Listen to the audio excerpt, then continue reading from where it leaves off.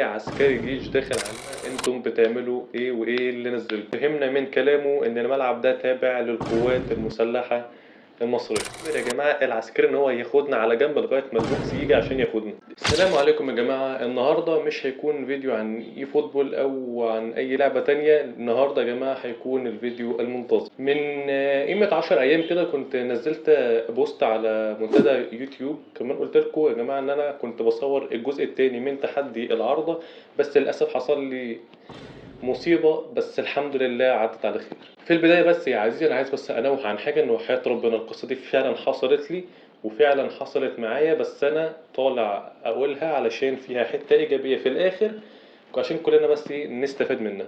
في يوم يا عزيزي 1 سبتمبر اتفقنا انا وصاحبي مازن وكمان اخوه زياد ان احنا هننزل عشان نصور الجزء التاني من تحدي العرض، وكنا يا جماعة هنصوره في نفس الملعب. على الساعة 3 العصر تقريبا وصلنا هناك، وفعلا بدأنا ان احنا نعمل شوية احماءات عشان نبدأ اننا نصور الفكرة. بس يا جماعة للأسف واحنا بنشوط الكورة راحت على سكة العربيات، وللأسف الكورة فرقعت.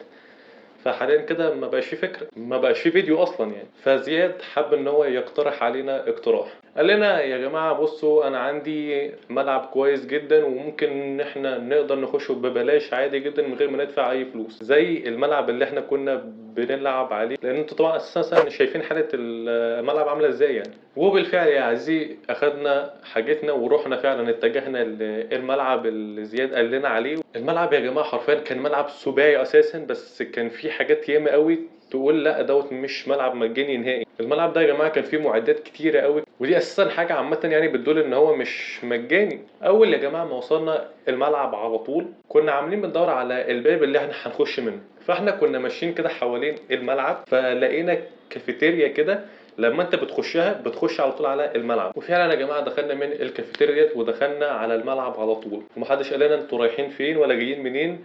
فاحنا استغربنا بقى، قلنا ما خلاص بقى ده شكلها زيطه وزنبليطه وهنخش. دخلنا فعلا يا عزيزي وبدأنا ان احنا ايه يعني كنا بنشاور لسه نفسنا، لان حرفيا الملعب اساسا كان شكله محترم قوي، ما تقدرش تقول عليه اساسا مجاني خالص، ولا ان انت ممكن تخش من غير ما تدفع اي فلوس ولا اي حاجه. انا بتكلم في حته الفلوس لان انا اساسا ما حدش معاه ساعتها كان معاه ولا بليم اصلا. المهم يا جماعه ان احنا دخلنا الملعب فعلا، وكنا يا جماعه واقفين في نص الملعب بالظبط، وكان على يميننا كان في كابتن كده كان بيدرب شباب مواليد 2014 2015، هي حاجه في الرينج ده يعني فاهم. وفي الناحيه التانية اللي هي على ايدينا الشمال كان في شويه شباب زينا برضو يعني بيتمرنوا. فاحنا قلنا زينا زيكم فهنخش عادي هنتمرن عادي جدا. بس احنا برضو يا جماعه واحنا واقفين كان عندنا شك ان احنا ممكن اي حد يجي مثلا ايه يقول لنا انتوا ايه اللي منزلكم الملعب من غير ما تدفعوا. المهم يا جماعه ان احنا رحنا للشباب دول وسالنا فعلا واحد منهم، قلنا له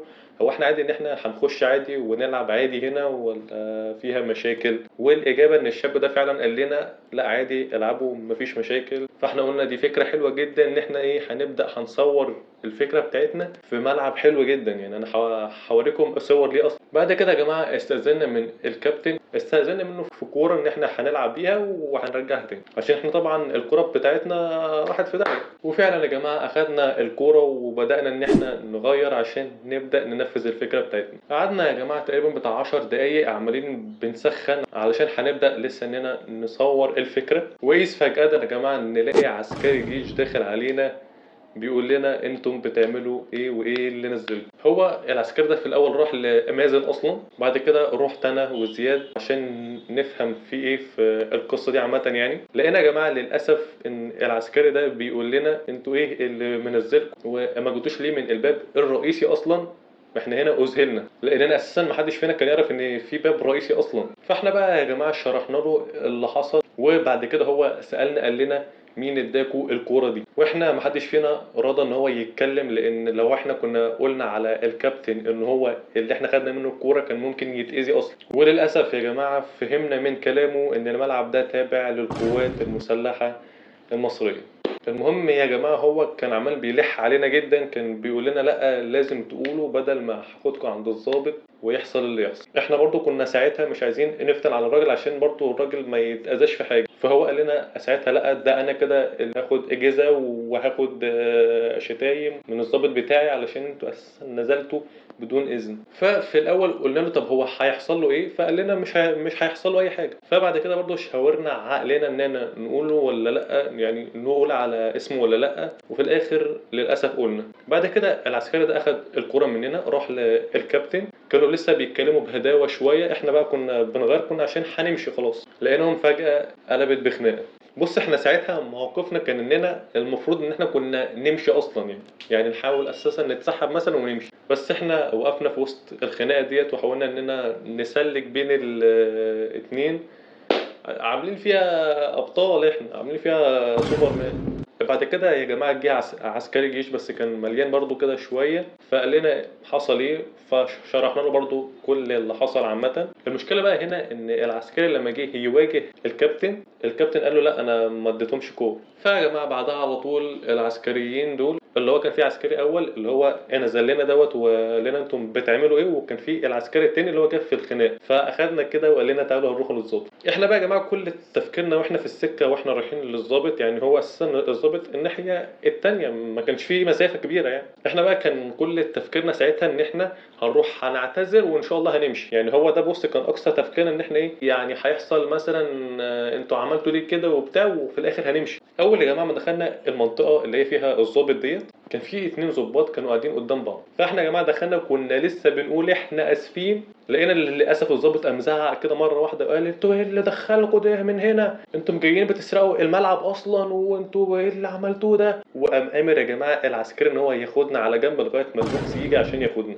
احنا كلنا حرفيا كنا في حاله ذهول تام، اللي هو ايه يا جماعه اللي بيحصل، احنا كنا مجرد شباب داخلين هنتصور وهنمشي. احنا يا جماعه كنا بنحاول ان احنا نتفاهم مع الضابط، بس يا جماعه للاسف ما كانش في اي فرصه للتفاهم. العسكري يا جماعه اللي هو كان نزل لنا في الاول خالص قال لنا فهموني اللي هو حصل. عامه احنا حكينا له تاني اللي هو كان حاصل اساسا وان احنا ما كناش قصدنا والله، فقام بعد كده روح للضابط ورجع لنا تاني قال لنا هاتوا بطايق، واحنا يا جماعه للاسف ما حدش فينا كان معاه بطاقه اصلا، لاننا كنا اساسا نازلين بنصور، ما كانش في داعي اننا هناخد مثلا بطايقنا في حته احنا مش رايحين مثلا حته حكوميه او حاجه زي كده. بس في النهايه اجي واقول برضو ده غلط مننا كل اللي حصل. للاسف يا جماعه العسكري جه فاحنا قلنا له ان احنا معناش بطايق نهائي، فقال لنا لا لازم يبقى معاكم بطايق. فقام يا جماعه كان هو رايح للظابط فاحنا وقفناه قلنا له لا ما تروحش تقول حاجه زي كده لان كده هتبقى قضيتين اصلا، قضيه اولا ان احنا اساسا اتهمنا اننا داخلين بنسرق الملعب، والقضيه الثانيه ان احنا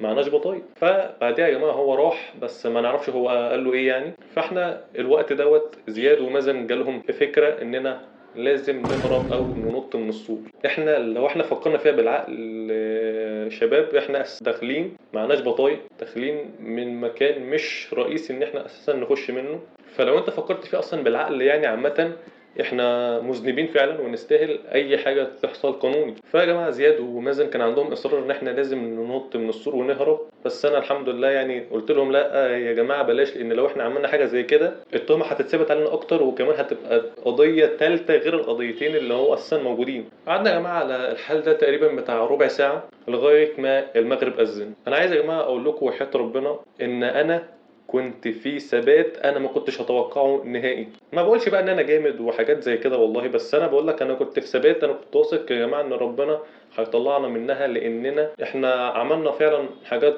غلط، اننا ما كانش لينا ذنب في اي حاجه او اننا ما كانش قصدنا اساسا اننا نعمل اي حاجه من كل الحاجات دي. ساعتها يا جماعه انا جالي الهام ان انا ادعي ان ربنا يخرجنا من المصيبه دي. فساعتها يا جماعه افتكرت حديث سيدنا عمر لما هو كان بيقول لا احمل هم الاجابه ولكن احمل هم الدعاء، فاذا الهمت الدعاء جاءت معه الاجابه. ساعتها انا دعيت قلت اللهم اخرجنا منها بحولك وقوتك فانت علينا قادر. وفعلا يا جماعه لما المغرب اذن انا قلت للشباب انتم متوضين ولا لا، وجينا كنا عشان لسه هنصلي بقى المغرب، احنا كنا عارفين مكان القبله اساسا ازاي وكنا هنصلي في مكاننا احنا يعني. بالفعل يا جماعه جمعنا نفسنا وكنا خلاص هنبدا هنصلي، لقينا العسكري جاي لنا ووشه كان ما كانش الطف حاجه، بس وهو جاي لنا كده بص علينا وعمل لنا كده يعني بيقول لنا هتصلوا، فاحنا قلنا له اه، فقام رجع تاني يا جماعه للظابط التاني، مش اللي هو زعق لنا. انا قلت لك ان كان في اتنين ظباط كانوا قاعدين قدام بعض، فتقريبا يا جماعه اللي حصل ان الظابط التاني ده قال له يا عم لا مشيهم، دول عيال غلبانين وبتاع وحاجات زي كده. فالعسكري يا جماعه رجع تاني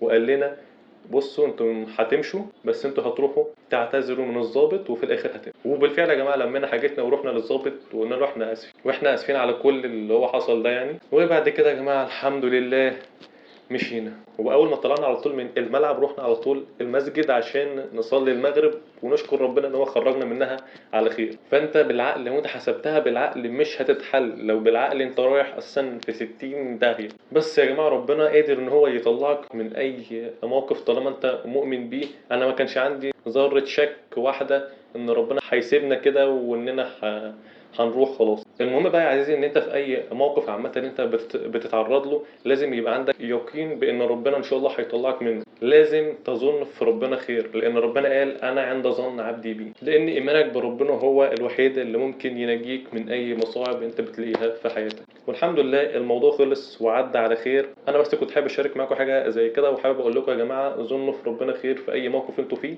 وان ان شاء الله ربنا هيطلعك من اي موقف انت بتتعرض له، لان ده بيكون امتحان ليك انت. بس كده بقى يا عزيزي، ده كده بقى تبقى نهاية الحلقة ونهاية اللي حصل كله. وانتظروا بقى يا جماعة فيديوهات كتير ان شاء الله جاي هتعجبكم. هيبقى فيه بقى تنويع في المحتوى وحاجات زي كده، مش هيبقى فيه فوتبول بس، هيبقى فيه العاب تانية. ياما انا كنت منزل على منتدى يوتيوب قلت لكم اختاروا لعبة من الثلاث لعب، وهنشوف بقى يعني كده كمان يومين كده ولا حاجة هنبدأ بقى ان احنا ايه نصور فعلا الفكرة دي. فبس كده عايز بقى ما تنساش ترزع معانا لايك واشتراك، وعشان بقى ايه نقدر نكمل ونستكمل الحاجات دي. مع السلامة عزيزي.